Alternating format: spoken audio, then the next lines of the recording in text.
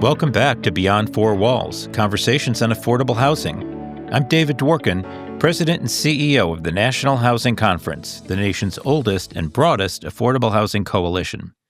I'm joined today by Michael Novogradac, Managing Partner of Novogradac, a national professional services firm with deep expertise in tax policy, affordable housing, community development, historic preservation, and opportunity zones. Michael is a recognized voice in national policy discussions, having testified before Congress and contributed insights to agencies like the U.S. Treasury Department and the IRS.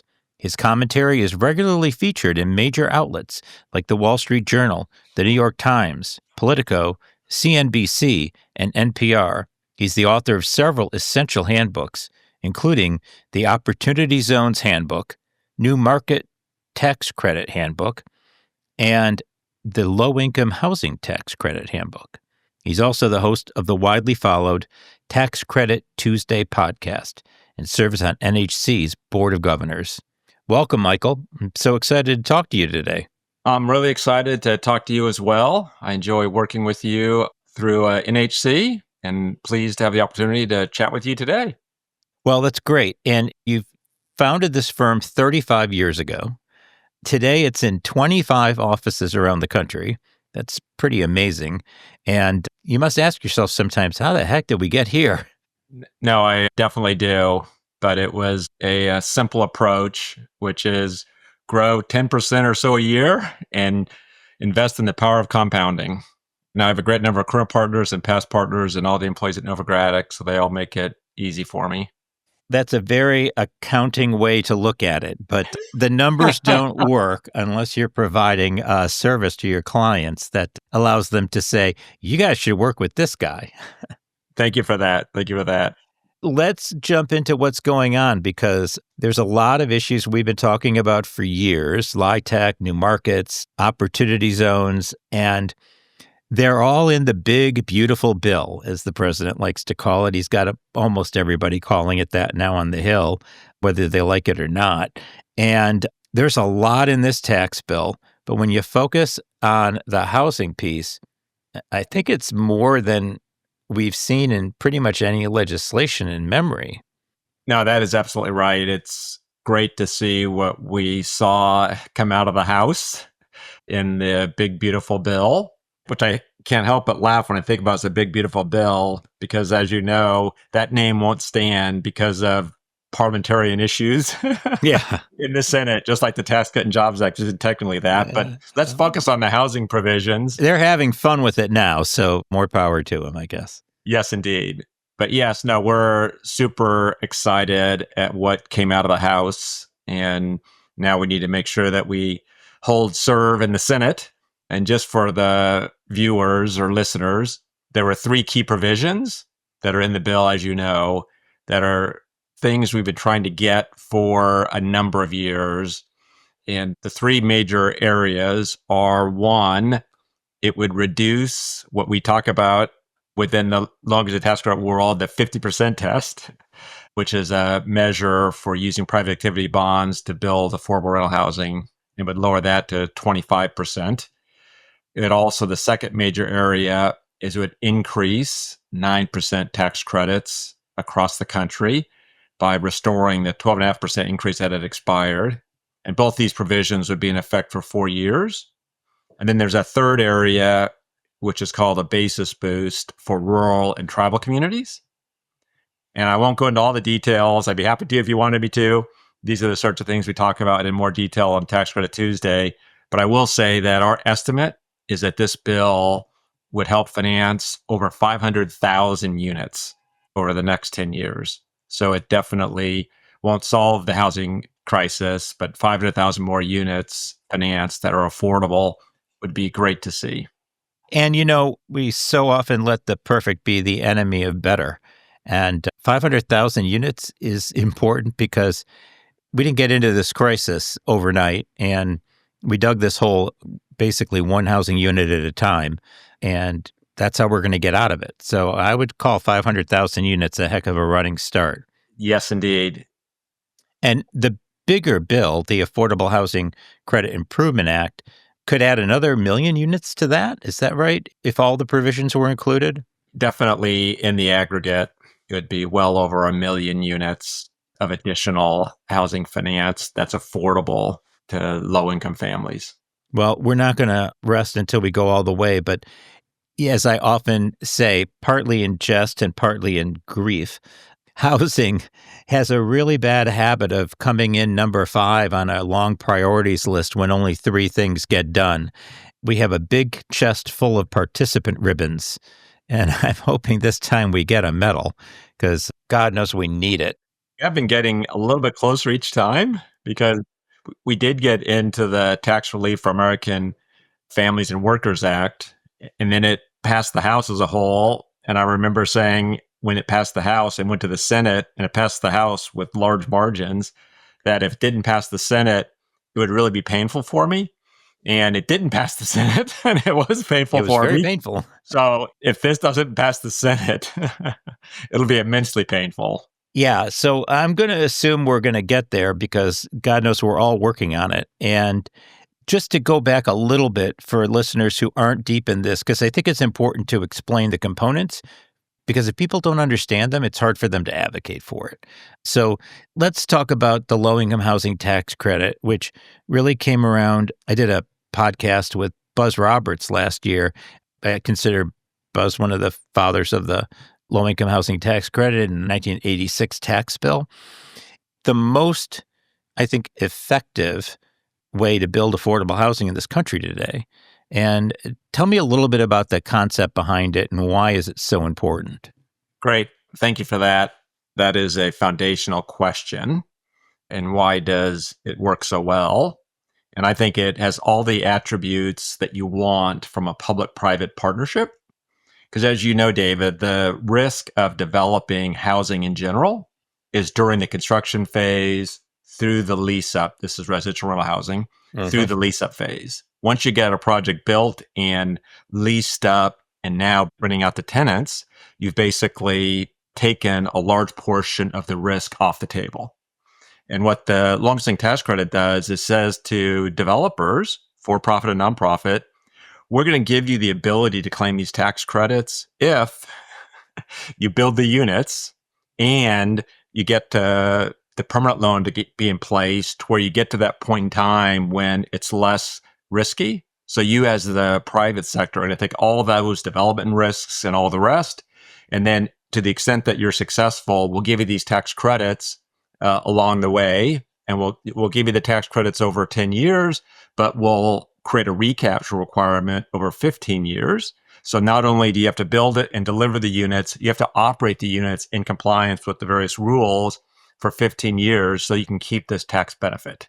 So it's very much a pay for performance incentive, which is, I think, foundational in public-private partnerships and why, it's lasted as long that it is and is has as much bipartisan and bicameral support as it does.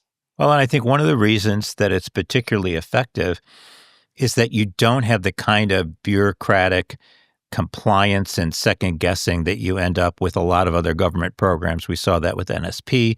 It's true with home and Section 8. There's so many layers of compliance throughout the process, and it adds cost and it adds time. And the time value of money, I think, is the hardest thing for government employees to understand. I think that's a good point. There's a lot of other features I could share about why I think the Love Tax Credit has been so successful, but the fact that it is administered at the state level as a general matter, the fact that it's administered at the state level, each state, it's almost like a block grant to each state, and each state gets to decide what their housing needs are, which is a true feature. The housing needs aren't being decided in DC, they're being decided in the state and in a handful of cities and possessions. Absolutely. And so what you end up with is really interesting variations on the theme.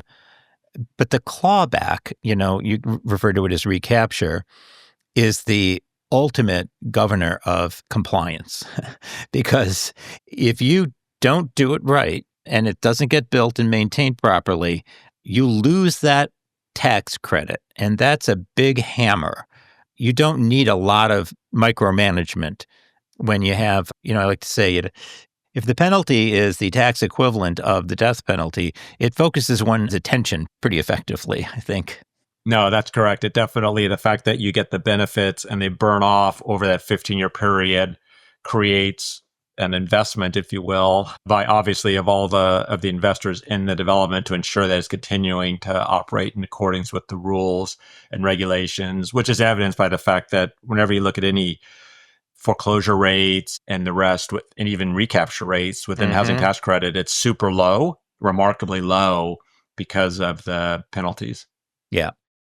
So we have this program, and there's several elements to it, and it's a little daunting. There's the 9% credit and there's the 4% credit. And help me understand, one, what is the 9% credit? How is that structured? And when we talk about the 50% test and the past increase of 12.5%, maintaining that, it's a lot of numbers.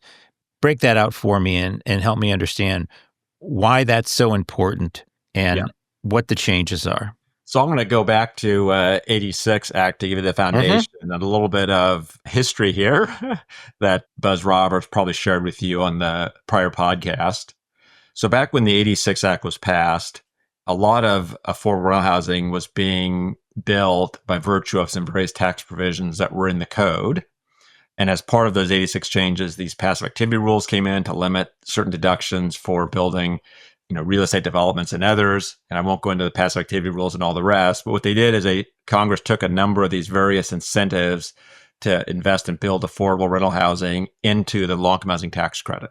And they said, okay, we're going to create this one credit that is a 9% credit. And it basically is designed over a 10-year period to generate about 70% of the present value of the cost of a building. So the idea was we have this almost grant-like ability to generate 70% of equity capital. And since you could generate that equity capital, you could charge lower rents because you didn't have a high permanent loan. So the 9% was all about raising tax credit equity to buy down your costs of the building. So you would have lower permanent financing, so you could charge lower rents. Well, at the same time, in addition to that 9% credit, which was very targeted, they said, well, we have these private activity bonds over here where we'll cap the amount states can issue. They can give the ability of jurisdictions to issue private activity bonds that are tax-exempt interest. They have lower interest rates, and they had historically been used for affordable housing. And they said, well, if you're using those types of bonds, we're going to give you a tax credit too, but we're going to make it lower essentially of the benefit of these lower private activity bonds. So they said, we'll give you a 4% credit there. The credit percentages used to float, but that's getting too much into the details. So you basically had this concept that if you're using private activity bonds, you can get tax credits, but a lower percentage of 4%. If you go with the straight 9% credit, you get more credits, but you don't get the benefit of private activity bonds. And those two programs are then administered, generally speaking, are administered at the state level. And I always tell people there are no stupid questions. So I'll ask one that I know everybody's afraid to ask. 9% of what? Now you're asking the tax accountant, yes, 9% of what? And it's basically a 9% of your quote eligible basis. So it's basically, as a general matter, 9% of the depreciable property for a development. So if you think of a development, land's not depreciable. There's certain other costs that are amortizable or otherwise capitalized, not depreciated. But basically, the cost of your building and personal property and the like is tax credit eligible. And that's the amount that you use to determine the amount of tax credits you claim every year. And I will note that the states themselves, have their whole competitive processes and all the rest. So most developments are theoretically eligible for more tax credits than they need, and the states only allocate as much tax credit to a given development as they need. That is very helpful, and that's kind of a segue to the basis boost. So how does that help us out in terms of rural communities and tribal communities? Yes, that's critical. So for purposes of the 9% credit, states can already designate a development as being eligible for a boost in tax credits. And it's a 30% boost. So the 9% credit would be, 30% higher in essence. And the states can do that right now with the 9% credit. And that's because the 9% credit, a state has a cap. So basically it gives states the rights to do that private activity bonds, the states don't have that right. And as part of the broader Affordable Housing Tax Credit Improvement Act, we'd like to give states the right to do that, have that 30% boost for all properties developed by private activity bonds. But the House bill includes that 30% boost option only for rural areas and tribal communities, which is a huge plus. So we're certainly excited about that. And what it basically means is if you're out there trying to finance and make an affordable housing development feasible in a rural or tribal community, you would be eligible for 30% more in tax credits, which in many areas will take a transaction right now that isn't financially feasible and make it feasible. That's very helpful. And then we talk about an additional 500,000 units, and because there could be 50 or 100 units in a building. Exactly. But what are we building on? What do we see in a typical year? That's a very good question. And we're getting up to 150 to 200,000 units a year, which is quite nice, driven heavily by private activity bond volume. And so that's a real number. And if you're talking about, you call it 150,000 a year, increasing that by another 50, and I know you can't just divide this by 10, but you're going to add another 50 or 60,000 properties onto that, or units onto that. That's a big deal. Yes, it is. Yes, it is. And I would note that those 500,000 units are really this provision is only over 4 years. Oh, the 4 years. So 1,000 is over a 4+ year period. So it's, in terms of an annual increase, it's quite notable. And that's why if it was extended for the full 10 years, you would be well over 1 million units. Okay, that makes a lot of sense. So this is a big deal because one of the things we've seen all over the country is people are really struggling to afford an apartment for folks who are not just earning minimum wage. I mean, if you're earning minimum wage, you got a problem almost everywhere in the country. But even people who are making good money as police or firefighters or registered nurses or teachers in more and more communities across the country, not just the coasts, and you live in San Francisco, so we're not even going to talk about San Francisco, but it's a problem in Boise, Idaho, and Omaha, Nebraska, and Lincoln. I just did a meeting with Congressman Flood recently. We were preparing for this meeting and looking into affordability in Lincoln, Nebraska. And if I've got an affordability problem in Lincoln, Nebraska, we got a national crisis. Now, we definitely have a national crisis. So when I testified in front of the Senate Finance Committee last year, I noted how the affordability crisis is a bipartisan issue, and that red and blue states are all facing the issue of high housing costs. And, the Joint Center for Housing Studies, I mean, when you look at some of their statistics, it's, 22, million Americans or families are paying more than 30% of their income in rents, and 12 million are paying more than 50% of their income in rents. And it only gets worse at lower income levels. The need is unfortunately very, very great. So that's the LIHTC.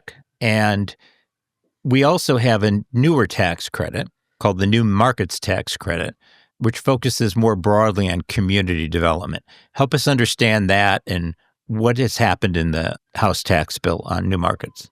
Well, the New Markets Tax Credit goes back to 2000 when the President Clinton and the Republicans in the House, led by Newt Gingrich, got together with a year-end tax bill. And it was quite a remarkable degree of bipartisanship. Given the time, that was when Bush and Gore were still trying to figure out who won Florida and then won the presidency. But it was created as part of a year-end tax bill.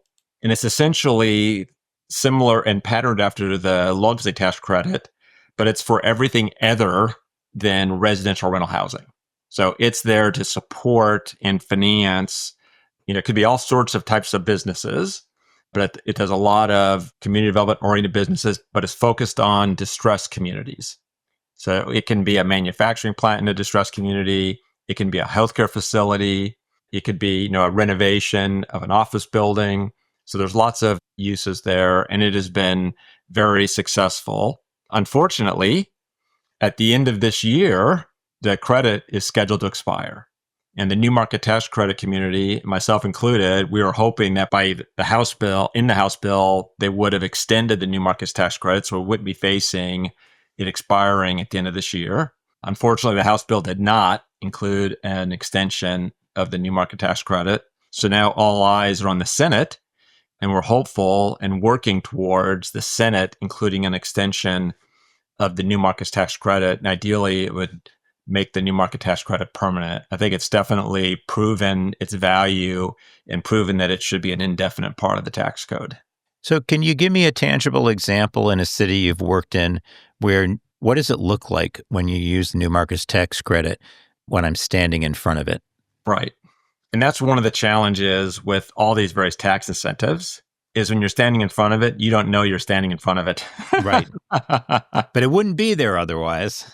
But it wouldn't be there otherwise, because what the new market tax credit does is it provides this, it's in essence a capital grant, and similar to the long-term tax credit, when you get the credit over a period of time, here it's over 7 years. And if you don't comply with the rules, sure, the recapture is even harsher with new market tax credit. It's 100% versus some degree of vesting over that period of time.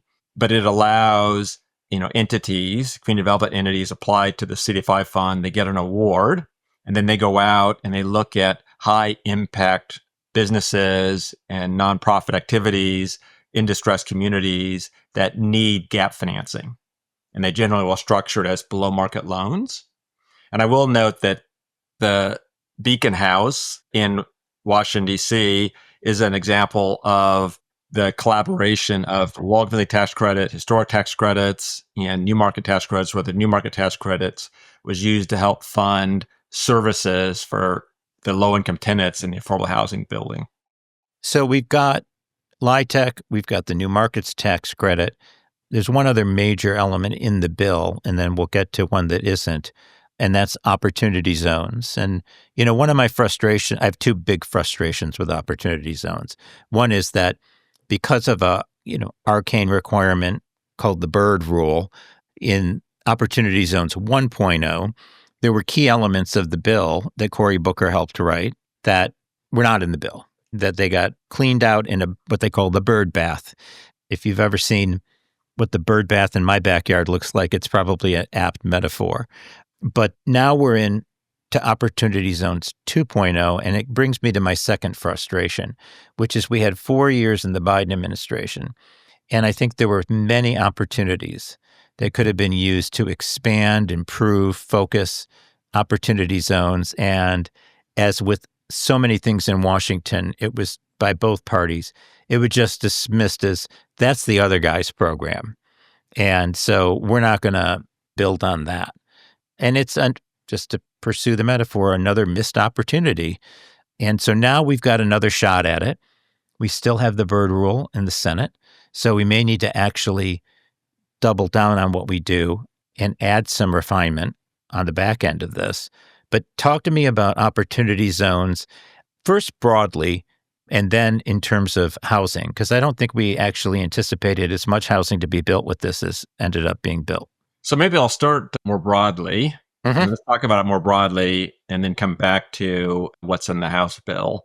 Great. So more broadly, opportunity zones were created to create an incentive so investors would make equity capital available in distressed communities. And it's the whole notion that a lot of distressed communities didn't have access to equity capital. And those that have heard me talk about opportunity zones in the past have heard me say this before, that before opportunity zones were created, if I have a developer and there was one client that had roughly 10 developments that he was working on and trying to find investors for, there were 3 that were in distressed areas and they were of no interest to his investors. And he was having trouble raising capital. The moment opportunity zones came around, he saw that those 3 were in opportunity zones, and suddenly they were the 3 that folks were most interested in. So it definitely, opportunity zones created an incentive for investors to look again at distressed communities that were selected by their governor to be an opportunity zone. And the level of success is quite remarkable. I suspect many of your listeners will be surprised to know that over $100 billion has been invested in qualified opportunity funds, and as a consequence, been invested in distressed communities. And that's $100 billion of equity That's not leveraged by additional debt financing and others that would be around various businesses. And as you pointed out, the amount that's went into housing has been remarkable.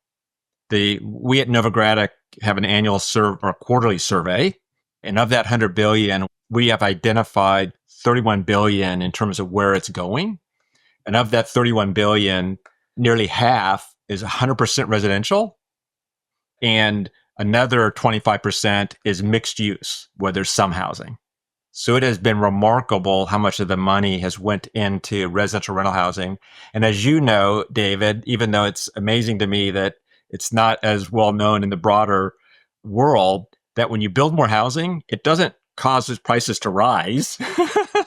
Yes. When you have more of something, on average, the price goes down. But there's this notion that if you build more housing, you're raising the price.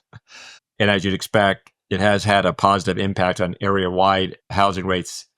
I will note that Economic Innovation Group, which was foundational in the thought behind opportunity zones, they did a study and they estimated, and this was based upon data that's a couple years old, so the actual number today would be higher, 600,000 new units, 600,000 new units of rental housing. And roughly half of those, based upon their analysis, would not have occurred but for the opportunity zones incentive. So it has been amazing in its ability to help incentivize housing development. So when we talk about $100 billion in equity, and just in case you're a 19-year-old working on the Doge project, I do want to note that the word equity has more than one meaning. But that is funny. But if you have $100 billion in equity, what are we talking about in terms of the total investment? I don't have a good sense of that. Roughly. But it's definitely going to be a 2 or 3x of that.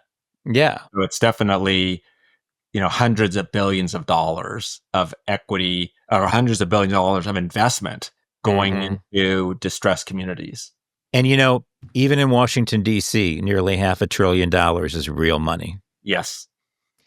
So now what's happening with opportunity zones? What are we looking at in terms of change in the bill?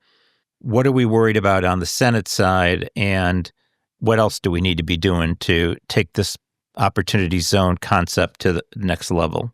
So first of all, starting with the House bill, as your listeners probably know, the House bill did include a renewal of opportunity zones. And that was a big, big win.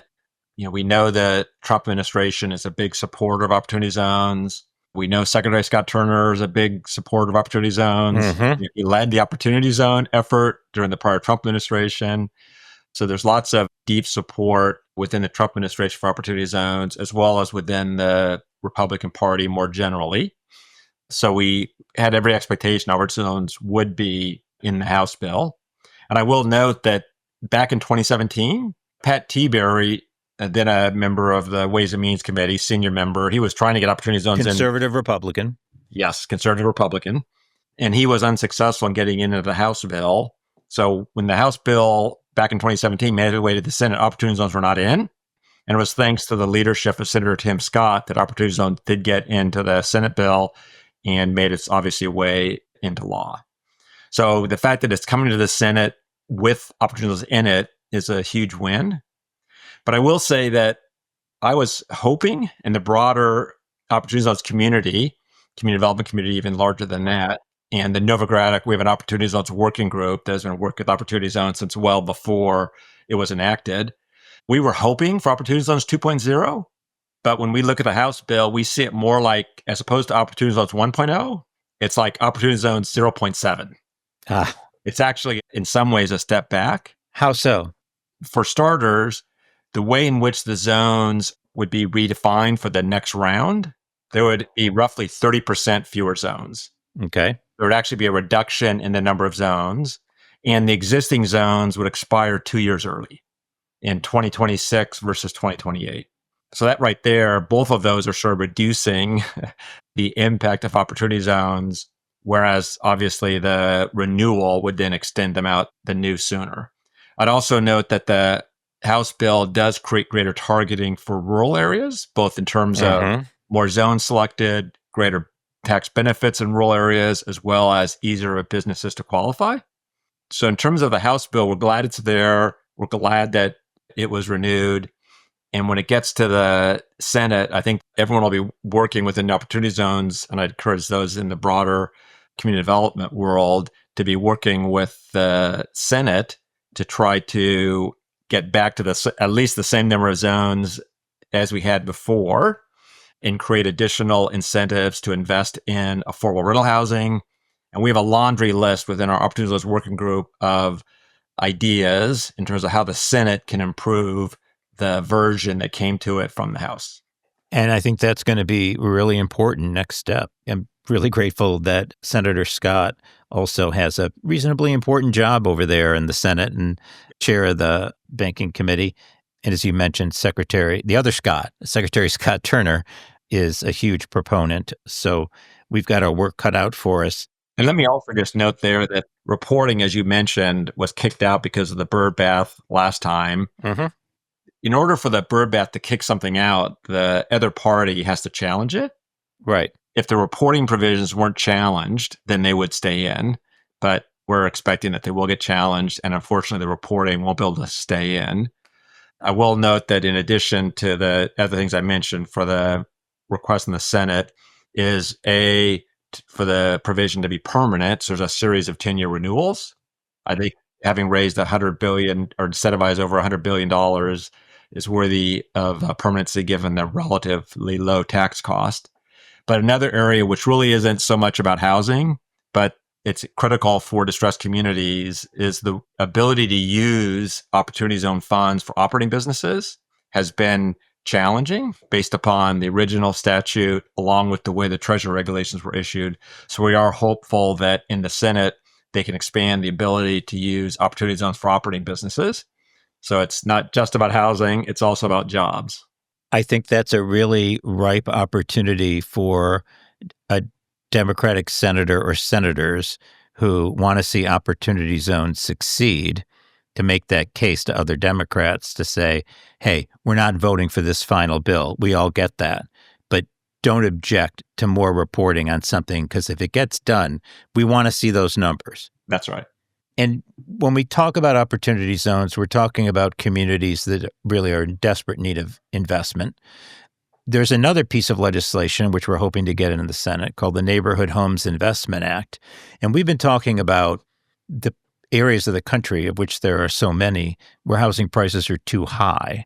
But there are also communities that housing prices are actually too low. And it's counterintuitive. But I know I grew up in Detroit. I'm a shameless booster for the city of Detroit. And it's a great example of there are neighborhoods where housing prices have gone up dramatically. And that's good for the city's tax base, but it's also a challenge for people who want to live in those neighborhoods.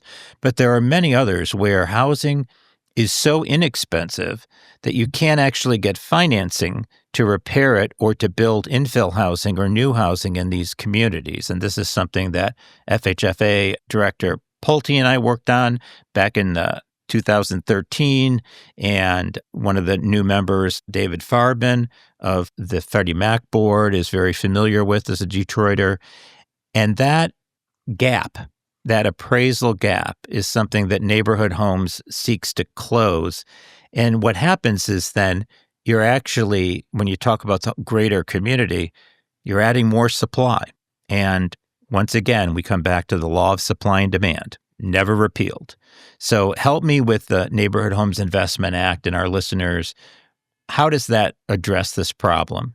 So I think when I think about the problem, I think about these areas that are distressed. And, I know the city of San Francisco is actually afraid that there could be some doom spiraling in their downtown office area and the rest due to a variety of other issues. But the notion that if you're spiraling down in terms of values and the rest, it's hard to recover. And I know you talk a lot about you want to have a lot of tools in your toolbox or on your tool belt.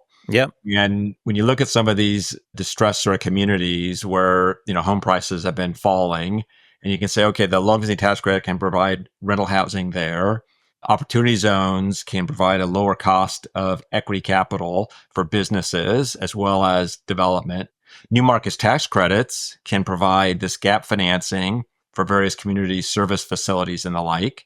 But when you look at home ownership, there are limited tools. New market tax credits can be used, and some of our clients do use new market tax credits for home ownership, and we have some podcasts on that, but it's a very narrow use. Neighborhood homes would be this broader tool to say, okay, it complements low income tax credit to be able to help finance the renovation and construction of homes in distressed communities, to help create that foundation to help those communities turn themselves around and get on an upward trend, as well as provide affordable home ownership to those living in the communities. That's really helpful. And I think it's also important to keep in mind that this is another big opportunity for red states, and particularly for rural areas, because this is where we also see these appraisal gaps. Yes. And the cost of building new housing in these areas is so high that you just can't make the numbers work without it. No, that's right. And we're hopeful that this will get into the Senate. It's not in the House. Once again, we're hopeful that it would get in the House, but it didn't get into the House bill. So we're hopeful it'll get into the Senate. And I mentioned earlier our Opportunities Working Group. We have lots of various working groups, new markets tax credits, low income tax credits. And we also have one on neighborhood homes. So we've been working on implementation issues for several years now. So we're hopeful that it makes its way through this, gets in the Senate, and then gets enacted. And then we can hit the ground running, because there's been a lot of work done already on the implementation of the incentive. And it'd be implemented the same way the local tax credit is. Each state would have the ability to select how they want to use the incentive in their state. Once again, it's more like a block grant to the states than it is, something for you to compete in DC. And because of the challenges, we're going to be building a market from scratch. The good news is that we have a lot of experience we've developed from building a market from scratch.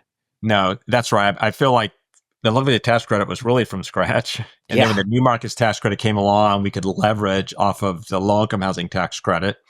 And then when opportunity zones came along, we could leverage off those other two. We have experience in rolling these out and anticipating issues, which is not to say that everything will get anticipated, but we'll definitely get a much greater running start. So our work is cut out for us. It's coming in the next several months, and we'll see what happens. If this bill gets passed, I am hoping it's going to be a big win for housing. It's about time for us. I agree. And I do want to mention one other, you're probably going to get there anyway, but the one area we haven't really talked about that is housing related, and there wasn't anything in the House bill, is the historic tax credit. Yeah.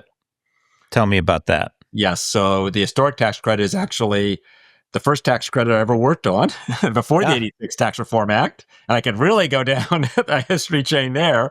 But the historic tax credit today is a far cry from what it was back when Ronald Reagan was president and expressed his strong support for the historic tax credit. This is when we were in high school, right? Yeah. No, maybe you were. No. Hello. But the historic tax credit, for a variety of regulatory and other reasons, has seen its value diminished over time, such that its usage isn't as great without states having a state tax credit and the like to mirror it in order to create enough incentive for the preservation of historic properties.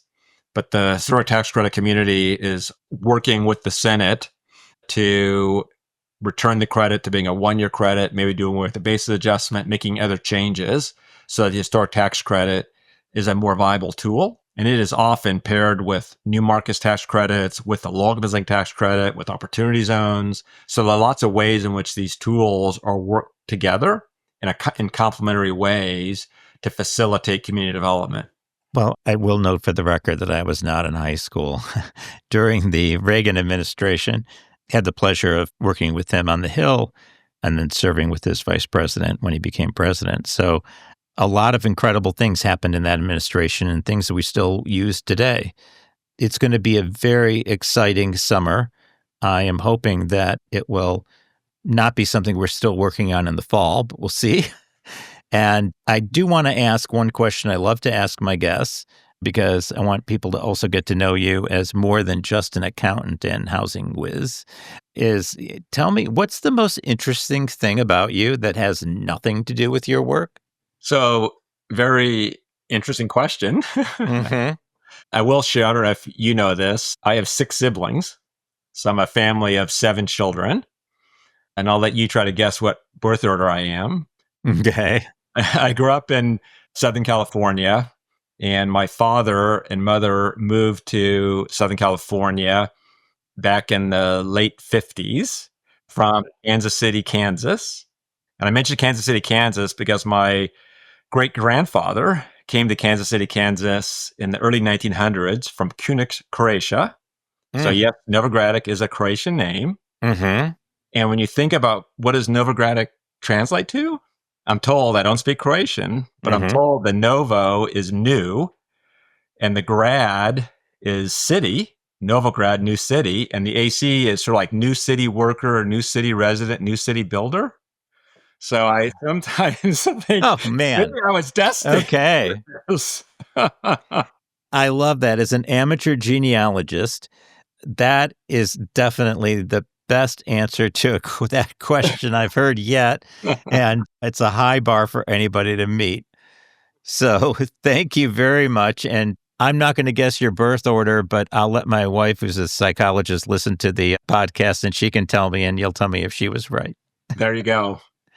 All right. Thank you so much for joining us. It's been a lot of fun, and I'm really grateful to have you on my board. You add a lot, and your advice and counsel is always valued. Well, thank you. And thanks for everything you've done for housing over your career. But most importantly, thanks for what you're going to do in the future, particularly over the next couple of months. There is that. That goes for both of us. Great. Thanks for joining us. Thank you. Thank you for listening to this edition of Beyond Four Walls. You can visit the National Housing Conference at nhc.org. There you can learn more about affordable housing policies, affordability challenges throughout the nation on our Paycheck to Paycheck database, and explore membership in NHC for you or your organization. We appreciate your interest and look forward to working with you in the future. Until next time, I'm David Dworkin, NHC's President and CEO, wishing you a great day.